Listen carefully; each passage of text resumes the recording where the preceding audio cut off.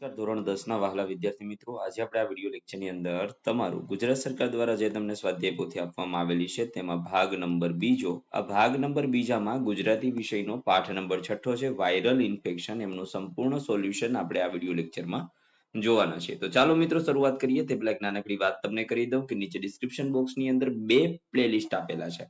એક પ્લેલિસ્ટ ભાગ 1 નું છે, જ્યાંથી તમે ભાગ 1 માં આવતા તમામ વિડિયો લેક્ચર જોઈ શકો છો, અને ભાગ 2 માં આવતા તમામ વિષયોના સોલ્યુશન તમે ભાગ 2 માંથી જોઈ શકો છો. ચાલો મિત્રો શરૂઆત કરીએ વિભાગ A થી. તો વિભાગ A માં પહેલું છે જોડકા, યોગ્ય રીતે જોડો. વાયરલ ઇન્ફેક્શનનો સાહિત્ય પ્રકાર, તો એનો સાહિત્ય પ્રકાર છે નિબંધ. ગુણવંત શાહ, તો એમની અંદર આવશે પદ્મશ્રી. શું આવશે? પદ્મશ્રી. બીજું છે નીચે આપેલા વિકલ્પોમાંથી યોગ્ય વિકલ્પ પસંદ કરી ખાલી જગ્યા પૂરો. જેમાં ત્રીજો પ્રશ્ન છે વાયરલ ઇન્ફેક્શન કૃતિ ખાલી જગ્યા સંગ્રહમાંથી લેવામાં આવી છે, તો મરો ત્યાં સુધી જીવોમાંથી. ચોથું છે વાયરલ ઇન્ફેક્શન કૃતિમાં સ્વાતંત્ર્ય સંગ્રામની ખાલી જગ્યા લડતનો ઉલ્લેખ છે, તો સવિનય કાનૂન ભંગનો ઉલ્લેખ છે.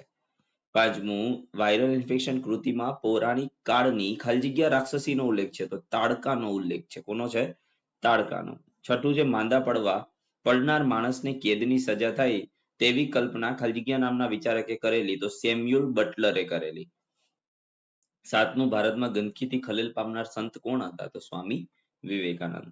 ક છે નીચે આપેલા પ્રશ્નોના એક વાક્યમાં ઉત્તર લખો. જેમાં આઠમું માણસ પોતાના શરીર સાથે કેવી રીતે વર્તે છે? તો સ્વાસ્થ્યની બાબતમાં માણસ પોતાની જાત સાથે નિર્દયતાપૂર્વક વર્તે છે. નવમું છે ખાવાની બાબતમાં કોણ બેદરકાર છે? તો મિત્રો ખાવાની બાબતમાં ભણેલા અને અભણ બંને લોકો બેદરકાર છે. દસમું ગુણવંત શાહના મતે વાયરલ ઇન્ફેક્શન એટલે શું?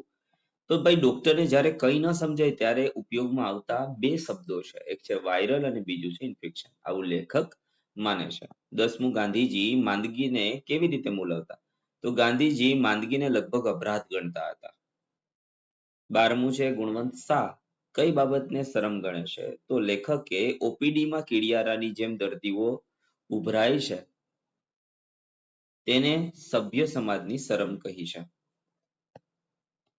13મું પ્રાર્થનામાં કઈ તાકાત રહેલ છે? તો પ્રાર્થનાની સીધી અસર મન પર થાય છે અને જેના કારણે તાણ ઓછું થાય છે. 14મું લેખકે તાણને કોની સાથે સરખાવ્યું છે? તો લેખકે તાણને વાંસા વગરની ચૂડેલ સાથે સરખાવી છે. 15મું છે તન અને મનના આરોગ્ય માટેની પૂર્વ શરત કઈ છે? તો મનની સ્વાસ્થ્યનો શરીરની તંદુરસ્તી પર સીધો પ્રભાવ પડે છે, માટે પ્રથમ મનને તંદુરસ્ત રાખવું પડે, આ તેની પૂર્વ શરત છે. 16મું લેખક રોકાણ અને ડિવિડન્ડ કોને કહે છે? તો લેખક સંભાવને રોકાણ કહે છે અને સ્નેહને ડિવિડન્ડ ગણે છે. 17મું છે માંદા પડવું એ ધારીએ એટલું સહેલું નથી, કારણ કે ભર્યો પ્રેમાળ પરિવાર હોય અને સ્નેહ તથા પ્રેમની હૂંફ મળતી હોય તો માંદા પડવું એ માનવી માટે એટલું સહેલું નથી. માનીએ એટલું સહેલું નથી. છે નીચેના પ્રશ્નોના 3-4 વાક્યમાં ઉત્તર. 18મું છે લેખક કઈ બાબતને તંદુરસ્ત સમાજની મર્યાદાઓ ગણાવે છે?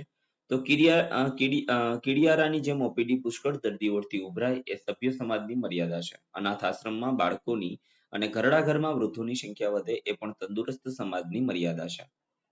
હૃદય રોગનો હુમલો કઈ મફતમાં મળતો નથી? આ વિધાન સમજાવો. તો હૃદય રોગનો હુમલો કઈ મફતમાં મળતો નથી, આ વિધાન માર્મિક છે.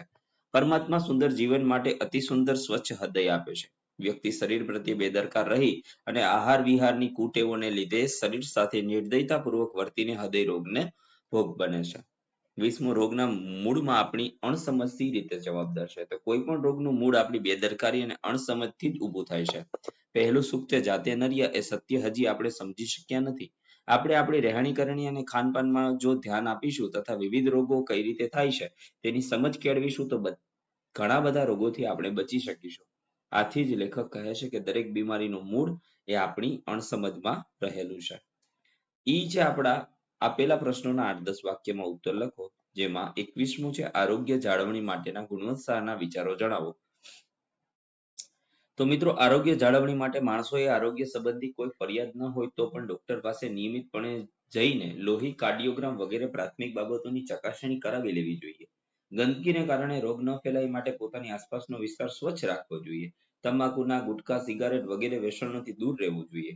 જેમ કે તેની સીધી અસર આરોગ્ય પર પડે છે. કોઈના લગ્નના રિસેપ્શનમાં જઈએ ત્યારે પેટ ન બગડે એ માટે ખાવામાં થોડો સંયમ રાખવો જરૂરી છે. મનની સ્વસ્થતાનો શરીરની તંદુરસ્તી પર સીધો પ્રભાવ પડે છે. કેમ કે મનની પ્રસન્નતા પાચન શક્તિને જાળવે છે. માણસને હસવાની ટેવ પાડવી જોઈએ. પ્રસન્નતા અને પ્રાર્થનાથી તાણ ઓછી થાય છે. જીવનમાં દાવપેચ રમવાથી ચડકપટ કરવાથી પણ શરીર સ્વાસ્થ્ય રહેતું નથી. આનાથી દૂર રહેવું જરૂરી છે. શરીરની જાળવણી માટેનો ઉપાય લવ થેરાપી છે. 22મું લેખકે સૂચવેલા સામાજિક જાગૃતિના પગલા જણાવો. તો લેખકે સામાજિક જાગૃતિ અંગે કેવા પગલા લેવા તેના કેટલાક સૂચનો કર્યા છે. પ્રજામાં મોટા પાયે મહામારી જેવા રોગ ન ફેલાય એ માટે સર્વપ્રથમ હોસ્પિટલમાં સ્વચ્છતા રાખવી જરૂરી છે. અનાથ આશ્રમમાં બાળકોની